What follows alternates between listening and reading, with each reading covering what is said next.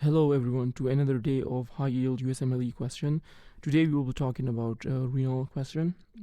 So here we have a 35-year-old alcoholic presented with alcoholic importance. So to the hospital with muscle weakness, and his serum electrolyte shows hypokalemia. So most likely this is because of the hypokalemia.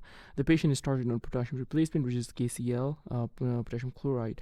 Repeat electrolytes still show that it is there is hypokalemia, so it did not correct it. What is the next best step in management? So remember, whenever you get a case like this where they said that the potassium is replaced, but the patient still is having hypokalemia, so that the next step, especially in alcoholics, should be to get a magnesium levels. So alcoholics are really at high risk for a low magnesium or hypomagnesemia. So let me tell you about the mechanism of how magnesium can cause hypokalemia. So we have alcoholic patient usually, or any cause of hypomagnesemia, but on vignette in the USMLE they usually say alcoholic in the vignette if they are giving hypomagnesemia. So hypomagnesemia, this would lead to hypokalemia. Usually if you don't correct the hypomagnesemia, the potassium hypokalemia will not correct. Like here, they did give KCl, potassium replacement, but it did not correct because most probably this patient also has hypomagnesemia. So let me tell you about the mechanism. So if you have here this is a cell, the renal cell, and this is the lumen of the duct of the nephron. So let's say here we have a channel. We have a channel here, and this channel is called ROMK, renal outer medullary potassium channels. This is the potassium excretory channels. So what normally magnesium does is that it actually blocks that. It blocks this channel so that the potassium actually cannot go out into the lumen and get excreted in the urine.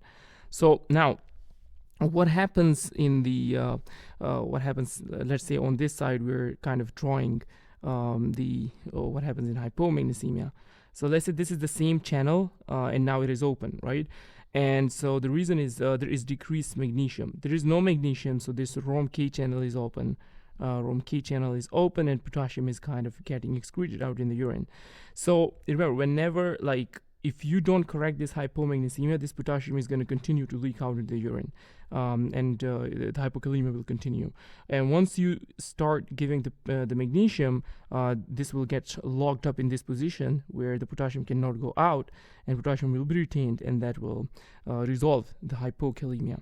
So this is sort of the mechanism of how hypomagnesemia causes refractory hypokalemia.